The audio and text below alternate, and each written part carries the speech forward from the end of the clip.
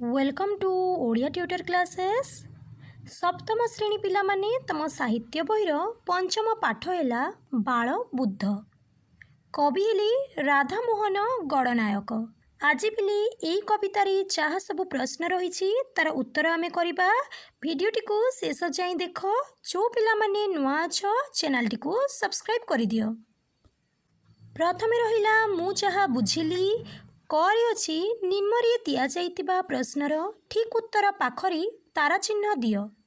Question number 1 बालबुद्ध कविताटी क्यों सिद्ध साधकों विषय रे कुहा जाइछि।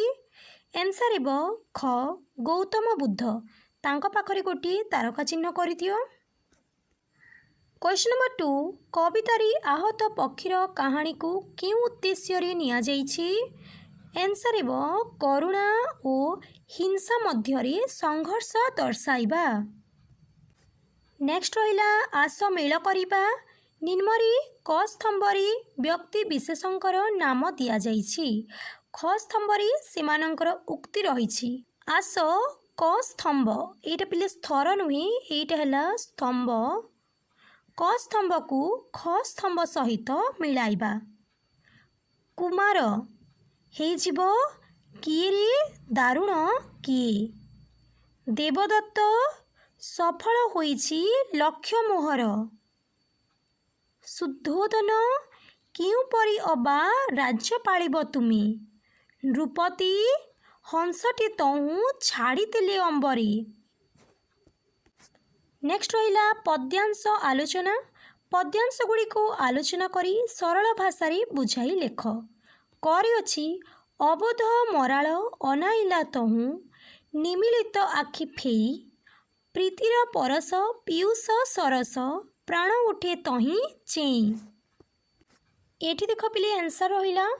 उक्त पद्यांशटी पठित साहित्य बहिर बालबुद्ध कवितारू आसीअछि।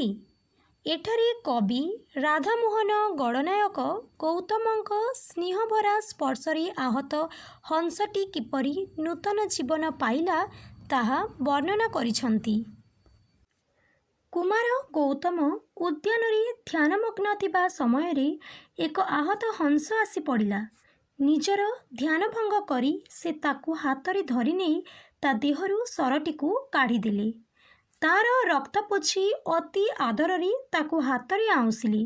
तांको हातर स्नेहर स्पर्श पाई सेही निरीह हंसटी निजर बुझिला आखि खोली टिके चाहिला। सती जेमिति गौतमंक हातर स्पर्श अमृतरु बळीगला।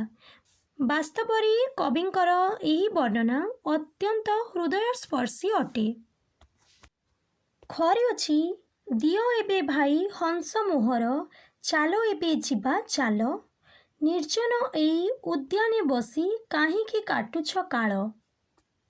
आंसर देख पिले। उक्त पद्यांशटी पठित साहित्य बहिर बालबुद्ध कवितारू आसीअछि। एठारे कवि राधामोहन गणनायक शिकारी देवदत्त कुमार गौतमंकु हंसटी फेराई देबा पाई जो दाबी करिसंती ताहा वर्णना करा जाइछि। गौतम उद्यान आहत हंसर सेवा करुथिबा समयरे हठात सेठारे देवदत्त धनुषर धरी पहुँची गले एवं हंसटीकू मारी तले पकाई देइथिबारु सेहिटीकू निजर बोली दाबी करिथिले।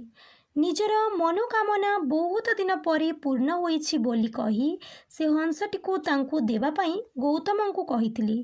एठारे देवदत्तंकर जड़े कठोर शिकारी मनोभाव एवं जीव प्रति थिबा निर्दयता स्पष्ट भावे प्रकाश पाइछि। वास्तवरे कविंकर एही वर्णना अत्यंत भावगर्भक अटे। गर प्रश्न हैला न रहिब तही हिंसा समर हत्या रकत पात मैत्री प्रीतिरे शांति विधिरे प्रजा हेबे आत जात। आंसर देख। उक्त पद्यांशटी पठित साहित्य बहिर बालबुद्ध कवितारू आसीअछि। एठारे कवि राधामोहन गणनायक गौतम बुद्धंक नूतन राज्यर सुंदर चित्र विषय उल्लेख करिछन्ति। आहत हंसटी उपरि अधिकार को नहीं दुई भाईंक मध्यरे कଳି होइछि। ତାଙ୍କ ଅଭିଯୋଗ ରାଜଦରବାରରେ ପହଞ୍ଚିଲା। ପିତା ଶୁଦ୍ଧୋଦନ ତାଙ୍କୁ ଜଣେ ନରପତି ଭାବରେ ରାଜ୍ୟ ଶାସନର କଠୋରତା ଓ ଯୁଦ୍ଧ ସମ୍ପର୍କରେ ବୁଝାଇଲେ। ଗୌତମ ତାଙ୍କର ଉତ୍ତରରେ କହିଲେ ଯେ ସେ ପାରମ୍ପରିକ ହିଂସାବାଦୀ ରାଜ୍ୟର ନରପତି ହେବେ ନାହିଁ। ସେ ଏପରି ଏକ ନୂତନ ରାଜ୍ୟ ଗଠନ କରିବେ ଯେଉଁ ରାଜ୍ୟରେ ଶାନ୍ତିପୂର୍ଣ୍ଣ ପଥରେ ପ୍ରଜାମାନେ କେବଳ ବନ୍ଧୁତା ଓ ଭଲ ପାଇବା ସହିତ ଚଳପ୍ରଚଳ କରିବେ। ବାସ୍ତବରେ କବିଙ୍କର ଏହି ବର୍ଣ୍ଣନା ଖୁବ୍ ଉଚ୍ଚ କୋଟିର ଅଟେ। ନେକ୍ସଟ ହେଲା ବୁଝି ବିଚାରି କରିବା ପାଇଁ। କବିତାକୁ ପୁଣି ଥରେ ପଢ଼, ବୁଝି ବିଚାରି ଲେଖ। ପରେ ଅଛି ତୁମ ବିଚାରରେ କବିତାର କେଉଁ ପଦଟି ମହତ୍ତ୍ୱପୂର୍ଣ୍ଣ ଓ କାହିଁକି ଲେଖ। ଆନ୍ସର ଦେଖ, ମୋ ବିଚାରରେ ଏହି ପଦଟି ଖୁବ୍ ମହତ୍ତ୍ୱପୂର୍ଣ୍ଣ। ନ ରହିବ ତହିଁ ହିଂସା ସମର, ହତ୍ୟା ରକତ ପାତ, ମୈତ୍ରୀ ପ୍ରୀତିରେ ଶାନ୍ତି ବିଥିରେ ପ୍ରଜା ହେବେ ଆତଜାତ। ଏହି ପଦଟି ମହତ୍ତ୍ୱପୂର୍ଣ୍ଣ କାରଣ ଏଥିରେ ଶାନ୍ତି ପ୍ରତିଷ୍ଠାର ଲକ୍ଷ୍ୟ ରହିଛି। ଆଜି ଚାରିଆଡ଼େ ହିଂସା, ସମର, ହତ୍ୟା, ରକ୍ତପାତ ଘଟୁଛି। ମାତ୍ର ଯେଉଁଠି ଏସବୁ ନଥିବ ସେଠି ଲୋକମାନେ ଶାନ୍ତିରେ ରହିପାରିବେ, ମିତ୍ରତା ଓ ପ୍ରୀତିରେ ବାନ୍ଧି ହୋଇପାରିବେ। ଖରି ଅଛି ପରିଶେଷରେ ହଂସଟି କାହାର ବୋଲି ପ୍ରମାଣିତ ହେଲା, ସେହି ପଦ୍ୟାଂଶଟି ଲେଖ। ଆନ୍ସର, ପରିଶେଷରେ ହଂସଟି କାହାର ନୁହେଁ ବରଂ ତାହା ନୀଳ ଆକାଶର ବୋଲି ପ୍ରମାଣିତ ହେଲା। ସେହି ପଦ୍ୟାଂଶଟି ହେଲା, ହଂସ ନୁହଁଇ ଦେବଦତ୍ତର, ହଂସ ନୁହଁଇ ମୋର, ନୀଳ ଆକାଶର ମୁକ୍ତଚାରୀ, ଲହୁ ସେ ଆକାଶ କୋଳ। ଗରେ ରହିଲା, ରାଜା ପୁତ୍ର ଗୌତମଙ୍କୁ ଅଥୟ ହେବାର କାରଣ ପଚାରିଲେ କାହିଁକି? ଆନ୍ସର, ରାଜା ଦେଖିଲେ ଯେ ଗୌତମ ଏକ ସାଧାରଣ ଆହତ ହଂସ ପାଇଁ ଅତ୍ୟଧିକ ବ୍ୟସ୍ତ ଓ ଅସ୍ଥିର ହେଉଛନ୍ତି। ଭବିଷ୍ୟତର ଜଣେ ନରପତି ଭାବେ ଗୌତମ କିପରି ଯୁଦ୍ଧ ଓ ରକ୍ତପାତ ଭରା ରାଜ୍ୟ ଶାସନ ପରିଚାଳନା କରିବେ, ସେହି ଚିନ୍ତାରେ ସେ ଗୌତମଙ୍କୁ ଅଥୟ ହେବାର କାରଣ ପଚାରିଲେ। ଘରେ ଅଛି, ଯଦି ତୁମେ ବଗିଚାରେ ଥାଆନ୍ତ ତେବେ ଆହତ ହଂସକୁ ସହାୟତା କରିବା ପାଇଁ କ'ଣ କରିଥାନ୍ତ? ଆନ୍ସର, ଯଦି ମୁଁ ବଗିଚାରେ ଥାଆନ୍ତି ତେବେ ଗୌତମଙ୍କ ପରି ଆହତ ହଂସଟିକୁ ସ୍ନେହରେ କୋଳକୁ ଟେକି ନେଇଥାନ୍ତି। ତା ଦେହରୁ ଶରଟିକୁ କାଢ଼ି କ୍ଷତ ସ୍ଥାନରୁ ରକ୍ତ ପୋଛି ତାକୁ ଜଳ ପିଆଇ ତାର ଜୀବନ ରକ୍ଷା କରିବାକୁ ଚେଷ୍ଟା କରିଥାନ୍ତି। ମୁହଁରେ ଅଛି, କବିତାରେ ଦୁଇ ଭାଇଙ୍କ ମଧ୍ୟରେ ହୋଇଥିବା କଥାବାର୍ତ୍ତାରୁ କ'ଣ ସୂଚନା ମିଳେ? ଆନ୍ସର, କବିତାରେ ଦୁଇ ଭାଇଙ୍କ ମଧ୍ୟରେ ଯେଉଁ କଥାବାର୍ତ୍ତା ହୋଇଛି ସେଥିରୁ ଜଣେ ନିର୍ଦ୍ଦୟ ସ୍ୱଭାବର ଓ ଅନ୍ୟ ଜଣେ ଦୟାଳୁ ସ୍ୱଭାବର ବୋଲି ଜଣାପଡ଼ୁଛି। ଜଣେ ଜୀବନ ନେବାକୁ ଭଲ ପାଉଛି ତ ଆଉ ଜଣେ ଜୀବନ ବଞ୍ଚାଇବାକୁ ଚାହୁଁଛି। ଜଣେ ରକ୍ତ ବହିବାର ଦେଖିଲେ ଖୁସି ହେଉଛି, ମାତ୍ର ଆଉ ଜଣେ ସେହି ରକ୍ତପାତକୁ ଦେଖି ଅସ୍ଥିର ହେଉଛି। ନେକ୍ସଟ ରହିଲା, ଅନୁମାନ ଓ କଳ୍ପନାରୁ ସାଙ୍ଗମାନଙ୍କ ସହିତ ମିଶି ଆଲୋଚନା କର। କରି ଅଛି, ବଗିଚାରେ ବାଳକ ବୁଦ୍ଧ ଆହତ ହଂସଟିର ଉଦ୍ଧାର କରିନଥିଲେ କ'ଣ ହୋଇଥାନ୍ତା? ଆନ୍ସର, ବାଳବୁଦ୍ଧ ଆହତ ହଂସଟିର ଉଦ୍ଧାର କରିନଥିଲେ ମରିଯାଇଥାନ୍ତା। ଦେବଦତ୍ତ ତାକୁ ମନ ଆନନ୍ଦରେ ନିଜ ସହିତ ନେଇଯାଇଥାନ୍ତେ। ଖରେ ଅଛି, ସରମରା ହଂସଟିକୁ ଦେଖି ତୁମେ ଶିକାରୀକୁ କ'ଣ କହିଥାନ୍ତ? ଆନ୍ସର, ସରମରା ହଂସଟିକୁ ଦେଖି ମୁଁ ଶିକାରୀକୁ ନିନ୍ଦା କରିଥାନ୍ତି। ତାକୁ କହିଥାନ୍ତି, ତୁମ ମନରେ ଟିକିଏ ହେଲେ ଦୟା ନାହିଁ କି? ଏମିତି ନିରୀହ ପକ୍ଷୀକୁ ଶିକାର କରି ତୁମେ କ'ଣ ବା ଲାଭ ପାଇଲ? ନିରୀହ ପକ୍ଷୀଟି ତୁମର କ'ଣ କରିଥିଲା ଯେ ତୁମେ ତା ଉପରେ ଦାଉ ସାଧିଲ? ଘରେ ଅଛି, ନିମ୍ନ ଚରିତ୍ରଗୁଡ଼ିକରୁ ତୁମେ କେଉଁଟି ହେବାକୁ ପସନ୍ଦ କରିବ ଓ କାହିଁକି? ସେହି ଚରିତ୍ରଗୁଡ଼ିକ ହେଲା, ଦେଖ, ପକ୍ଷୀ ଉଦ୍ଧାରକାରୀ ବ୍ୟକ୍ତି, ତୀର ଚଳାଉଥିବା ବ୍ୟକ୍ତି, ପକ୍ଷୀ ଭୂପତି। ଆନ୍ସର, ମୁଁ ଜଣେ ପକ୍ଷୀ ଉଦ୍ଧାରକାରୀ ବ୍ୟକ୍ତି ହେବାକୁ ପସନ୍ଦ କରିବି। କାରଣ ଜୀବନ ନେବା ଅପେକ୍ଷା ଜୀବନ ଦାନ କରିବା ଏବଂ କ୍ଷତବିକ୍ଷତ ଅସହାୟ ଜୀବର ସେବା କରିବା ହିଁ ଶ୍ରେଷ୍ଠ ପୁଣ୍ୟ ଓ ମାନବିକତା। ନେକ୍ସଟ ହେଲା ଶବ୍ଦ ସହିତ ଶବ୍ଦ ମିଶାଇବା। ନିମ୍ନରେ ଦିଆଯାଇଥିବା ଶବ୍ଦ ଗୁଡ଼ିକର ଗଦ୍ୟ ରୂପ ଲେଖ। ପିରତିର ଗଦ୍ୟ ରୂପ କ'ଣ ହେବ? ପ୍ରୀତି। ଧ୍ୟାନର କ'ଣ ହେବ? ଧ୍ୟାନ। ମୌନର ହେବ ମୌନ। ପରଶର କ'ଣ ହେବ ପିଲେ? ସ୍ପର୍ଶ। ପରାଣର କ'ଣ ହେବ? ପ୍ରାଣ। ଗରବର କ'ଣ ହେବ? ଗର୍ବ। ନେକ୍ସଟ ରହିଲା ସ୍ତମ୍ଭ ମିଳନ। କ ସ୍ତମ୍ଭର ଯେଉଁ ପଦ୍ୟାଂଶ ସହିତ ଖ ସ୍ତମ୍ଭର ସମ୍ପର୍କ ଅଛି ତାକୁ ଗାର ଟାଣି ଯୋଡ଼। ପ୍ରଥମେ ରହିଲା ରୋହିଣୀ ତଟିନୀ ବହି ଯାଉଥିଲା, ଅସ୍ପୃଷ୍ଟ କଳ ଭାସେ। ଚ୍ୟୁତ ତରୁ ତଳେ ନୀରବ ମୌନୀ ବସିଥିଲେ ଗୌତମ। ଧ୍ୟାନ ଭାଙ୍ଗି ଢାଳିଲେ କୁମାର, କିରେ ଦାରୁଣ କିଏ? ଉତ୍ତରୀୟରେ ଲହୁ ପୋଛି ଦେଇ ପିଆଇଲେ ଝର ଜଳ। ହଂସ ତୁମର ନୁହଁ ଏ କଦାପି, ହଂସ ଏ ମୋର ଜାଣ। ନେକ୍ସଟ ହେଲା କବିତା ରଚନା। ପ୍ରକୃତିର ସେ ନିର୍ଜନ କୋଳି, ଧିଆନୀ ତାପସ ସମ। ଚ୍ୟୁତ ତରୁ ତଳେ ନୀରବ ମୌନୀ ବସିଥିଲେ ଗୌତମ। ଏହି ପଦ୍ୟାଂଶକୁ ଦେଖ। ଏହିପରି ସମ୍ପୂର୍ଣ୍ଣ କବିତାରେ ଅନେକ ସ୍ଥାନରେ ସମତାନ ବିଶିଷ୍ଟ ଶବ୍ଦ ଯଥା ସମ, ତମ ପରି ଆଉ କେତେକ ଶବ୍ଦ ରହିଛି। ସେହି ସମତାନ ବିଶିଷ୍ଟ ଶବ୍ଦମାନଙ୍କୁ ବାଛି ଲେଖ। ମୁଁ ଲେଖିଦେଉଛି ପିଲେ, ସମସ୍ତେ ଲେଖିଦିଅ। ହାସେ, ଭାସେ। ଟିଏ, କିଏ। ହାତେ, ପାତେ। ଫେଇ, ଚେଇଁ। ଦଇ, ମଇ। ମମ, ତମ। ଦଳ, ତଳ। ହଳେ, ତଳେ। ଏତିକି ପିଲେ ମୁଁ ଲେଖିଦେଲି। ବାକି ଯାହା ସବୁ ରହିଲା ତାକୁ ତମେ ଖୋଜିକି ଲେଖିବ।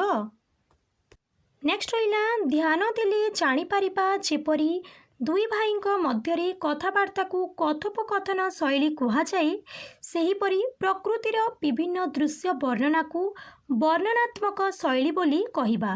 ଆସ ସାଙ୍ଗମାନଙ୍କ ସହିତ ଆଲୋଚନା କରି ଉପରଲିଖିତ ଦୁଇଟି ଶୈଳୀକୁ ପଦ୍ୟରୁ ବାଛିବା। ଏଇଠି ଦେଖ ପିଲେ, କଥୋପକଥନ ଶୈଳୀ ମୁଁ ଲେଖିଦେଇଛି। ଦେବଦତ୍ତ ଯେତେବେଳେ ହଂସଟିକୁ ଗୌତମକୁ ଦେଇଦେବାକୁ କହିଛନ୍ତି, ସେହି ସମୟରେ ଗୌତମ ତାଙ୍କୁ ବିନୟ ଭାବରେ ଯେଉଁ ଉତ୍ତର ଦେଇଛନ୍ତି, ରାଜଦରବାରରେ ରାଜାଙ୍କ ସହିତ ଗୌତମଙ୍କର ଯେଉଁ କଥାବାର୍ତ୍ତା ହୋଇଛି, ତାହା ମଧ୍ୟ ଏହି କଥୋପକଥନ ଶୈଳୀର ଉଦାହରଣ। ନେକ୍ସଟ କରି ଅଛି ଦେଖ। ଏହି କବିତାକୁ ପୁଣି ଥରେ ପଢ଼ ଓ ନିଜ ସାଙ୍ଗସାଥୀଙ୍କ ସହିତ ମିଶି ପଦ୍ୟାଂଶ ଗୁଡ଼ିକର ବିଶେଷତ୍ୱର ସୂଚୀପତ୍ର ତିଆରି କରି ନିଜ ଶ୍ରେଣୀରେ ଉପସ୍ଥାପନ କର। ଏଇଠି ଦେଖ ଆନ୍ସର ରହିଲା ପଦ୍ୟାଂଶ ଗୁଡ଼ିକର ବିଶେଷତ୍ୱ। କବିତାର ପ୍ରତ୍ୟେକ ପାଦରେ ଦୁଇଟି ପଦ ଅଛି। ପ୍ରତ୍ୟେକ ପାଦର ଅକ୍ଷର ସଂଖ୍ୟା 20। ପ୍ରତିପାଦର ଷଷ୍ଠ, ଦ୍ୱାଦଶ, ଷୋଡ଼ଶ ଓ ଶେଷ ଅକ୍ଷର ଉପରେ ଯତିପାତ ହେଉଛି। ପ୍ରତିପାଦର ଶେଷରେ ସମାନାର୍ଥ ଶବ୍ଦ ବ୍ୟବହୃତ ହୋଇଛି। ଏଥିରେ ପ୍ରକୃତି ବର୍ଣ୍ଣନା ରହିଛି। ଅନେକ ପଦରେ କଥୋପକଥନ ଶୈଳୀ ରହିଛି। ହିଂସା ଅପେକ୍ଷା ସ୍ନେହ, ପ୍ରେମ ଓ ଭଲ ପାଇବା ଶ୍ରେଷ୍ଠ ବୋଲି ଦର୍ଶାଯାଇଛି। ନେକ୍ସଟ ଖରେ ରହିଲା ନିମ୍ନରେ ଏହି କବିତାରୁ କିଛି ପଦ୍ୟାଂଶ ଦିଆଯାଇଛି ଓ ବିଶେଷତ୍ୱ ଥିବା ପଦଗୁଡ଼ିକର ସ୍ତମ୍ଭ ମଧ୍ୟ କରାଯାଇଛି। ତୁମେ ସେ ସ୍ତମ୍ଭ ଦୁଇଟିର ମିଳନ କରାଅ। ଏକ ନମ୍ବରରେ ଅଛି ପଦଗୁଡ଼ିକର ଶେଷ ଶବ୍ଦର ଧ୍ୱନି ସମାନ ଅଛି। ସମତାନ ଶବ୍ଦ, ଯାହାକି 5 ନମ୍ବରରେ ରହିଛି। ଦେଖ, ପ୍ରାଣଟି ତାହାର ନେଉଥିଲ ତୁମେ, ମୁଁ ରଖିଛି ତାର ପ୍ରାଣ। ହଂସ ତୁମର ନୁହଁ କଦାପି, ହଂସ ଏ ମୋର ଚାଣ। 2 ନମ୍ବରରେ ଅଛି ପ୍ରକୃତିର ବର୍ଣ୍ଣନା କରାଯାଇଛି। ୟାର ଆନ୍ସର ପିଲେ 3 ନମ୍ବରରେ ଅଛି। ଦେଖ, ରାଜ ଉପବନ ହସି ଉଠୁଥିଲା, ସୂର୍ଯ୍ୟ ଆଲୋକ ହାସେ। ନେକ୍ସଟ 3 ନମ୍ବରରେ ଅଛି କଥୋପକଥନ ଦିଆଯାଇଛି, ଯାହାକି ଦେଖ 1 ନମ୍ବରରେ ରହିଲା କୁମାର ବୋଇଲେ ବିନୟ ବଚନେ ଆହା କେଡ଼େ କୁତୁହଳେ। 3 ନମ୍ବରକୁ ପିଲେ ଆମେ 4 ନମ୍ବର ସହ ମଧ୍ୟ ଯୋଡ଼ି ପାରିବା। ଦେଖ, ଜାଣୁ ଜାଣୁ ତୁମେ କାହିଁ ପାଇଁ ଭଲା, ସାଧିଲ ତାହାର ବାଦ। 3 ନମ୍ବରକୁ ପିଲେ ଆମେ 6 ନମ୍ବର ସହ ମଧ୍ୟ ଯୋଡ଼ି ପାରିବା। 6 ନମ୍ବରରେ କ'ଣ ଅଛି ଦେଖିବା। 6 ନମ୍ବରରେ ରହିଲା ନିର୍ଜନ ଏଇ ଉଦ୍ୟାନେ ବସି କାହିଁକି କାଟୁଛ କାଳ। 3 ନମ୍ବର 6 ନମ୍ବର ସହ ମଧ୍ୟ ଯୋଡ଼ି ହେଇଯିବ। ନେକ୍ସଟ ରହିଲା ରୂପ ପରିବର୍ତ୍ତନ। ନିରୀହ ପକ୍ଷୀ କିଏ ବା ତୁମର କରିଥିଲା ଅପରାଧ, ଜାଣୁ ଜାଣୁ ତୁମେ କାହିଁ ପାଇଁ ଭଲା, ସାଧିଲ ତାହାର ବାଦ। କବିତାର ଏହି ପଦଗୁଡ଼ିକର ରୂପ ବଦଳାଇ ନିମ୍ନ ପ୍ରକାରରେ ଲେଖାଯାଇପାରେ। ସରଳ ପକ୍ଷୀଟି ତୁମର କି ଅପରାଧ କରିଥିଲା ଯେ ତୁମେ ତାକୁ ହତ୍ୟା କରିବାକୁ ପଛାଇଲ ନାହିଁ। ଏବେ ତୁମେ ମଧ୍ୟ ପଦ୍ୟରୁ ଯେକୌଣସି ଏକ ପଦ ନେଇ ଅନୁଚ୍ଛେଦ ରୂପରେ ଲେଖ। ଏଇଠି ଦେଖ ପିଲେ, ମୁଁ ଆନ୍ସର ଲେଖିଦେଇଛି। ଚ୍ୟୁତ ତରୁ ତଳେ ନୀରବ ମୌନି ବସିଥିଲେ ଗୌତମ। ଏଇଟା ପିଲେ ଗୌତମ। ନୟନର ଆଗେ ପଡ଼ିଗଲା ଆସି ଆହତ ହଂସଟି। ତାର ଅର୍ଥଟି ହେଲା ଆମ୍ବ ଗଛ ତଳେ ନୀରବ ମନରେ ଗୌତମ ଧ୍ୟାନରେ ବସିଥିଲେ। ସେହି ସମୟରେ ତାଙ୍କ ଆଖି ଆଗରେ ଏକ ଆହତ ହଂସଟିଏ ପଡ଼ିଗଲା। ନେକ୍ସଟ ରହିଲା କବିତାରେ ବିରାମ ଚିହ୍ନ। କବିତାକୁ ପଢ଼ି ଉପଯୁକ୍ତ ସ୍ଥାନରେ ବିରାମ ଚିହ୍ନ ଦିଅ। କରି ଅଛି ଦେଖ, ନୟନର ଆଗେ ପଡ଼ିଗଲା ଆସି ଆହତ ହଂସଟିଏ, ଧ୍ୟାନ ଭାଙ୍ଗି ଭଳିଲେ କୁମାର, କିଏ ରେ ଦାରୁଣ କିଏ। ମୁଁ ଏଠି ବିରାମ ଚିହ୍ନ ଦେଇ ଦେଉଛି ପିଲେ। ଦେଖ, ଆହତ ହଂସଟିଏ, ତା ପାଖରେ ଗୋଟିଏ କମା ଲାଗିବ। ଧ୍ୟାନ ଭାଙ୍ଗି ଭାଳିଲେ କୁମାର, କିଏ ରେ, ଏଠି ଏମିତି ଉପରେ ଦେଇଦିଅ ପିଲେ। ଲାଷ୍ଟକୁ ପ୍ରଶ୍ନବାଚକ ଚିହ୍ନ ଏବଂ 2ଟି କମା ଉପରେ ହେଇଗଲା। ଖରି ଅଛି ଏତେ ବିଚଳିତ ହେଉ ଅଛ। ଏଇଟା ପିଲେ ଅଛ ତୁମେ। ଏଠି ପ୍ରଥମେ ଏମିତି 2ଟି ଦେଇଦିଅ। ଏତିକି ରକତ, ମଝିରେ ଏମିତି ଗାର ଦେଇକି ତା ପାଖରେ ଗୋଟିଏ କମା ଦେଇଦିଅ। ଏତେ ଅସ୍ଥିର ହେଉଅଛ ପୁଣି, ପକ୍ଷୀଟିର ଏ ଘାତେ। ହେଇଗଲା ପିଲେ, ସମସ୍ତେ ଦେଇଦେଲ। ଘରେ ଅଛି ବର୍ତ୍ତମାନ ବିରାମ ଚିହ୍ନକୁ ଧ୍ୟାନରେ ରଖି ସମ୍ପୂର୍ଣ୍ଣ କବିତାଟିକୁ ଗାନ କର। ୟାକୁ ପିଲେ ତମେ ଶ୍ରେଣୀ କକ୍ଷରେ କରିବ। ତାହେଲେ ଏତିକି ଥିଲା ପିଲେ ତମର ପାଠ୍ୟ ଅନ୍ତର୍ଗତ ପ୍ରଶ୍ନ ଉତ୍ତର। ପାଠରୁ ଆଗକୁ ଯାହା ରହିଛି ତାକୁ ତମେ କରିବ। ଭିଡ଼ିଓଟିକୁ ଲାଇକ୍ କରିଦିଅ, ତୁମ ସାଙ୍ଗମାନଙ୍କ ସହ ସେୟାର କରିଦିଅ। ଯେଉଁ ପିଲାମାନେ ଚ୍ୟାନେଲରେ ନୂଆ ଅଛ, ଚ୍ୟାନେଲଟିକୁ ସବସ୍କ୍ରାଇବ୍ କରିଦିଅ।